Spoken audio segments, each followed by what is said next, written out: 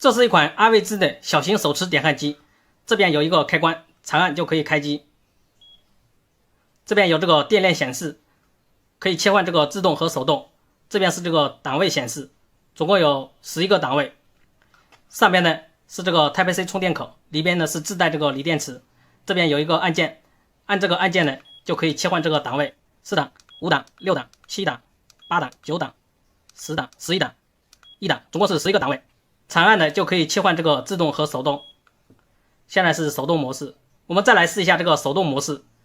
手动模式呢，焊接的时候需要按一下这个按键，再往这个上面焊接一下。我们来试一下这个手动模式。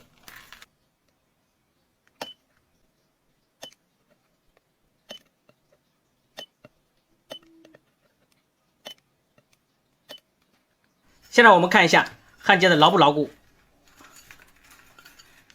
用这个手呢是拽不掉，用这个钳子来试一下。先给它剪断，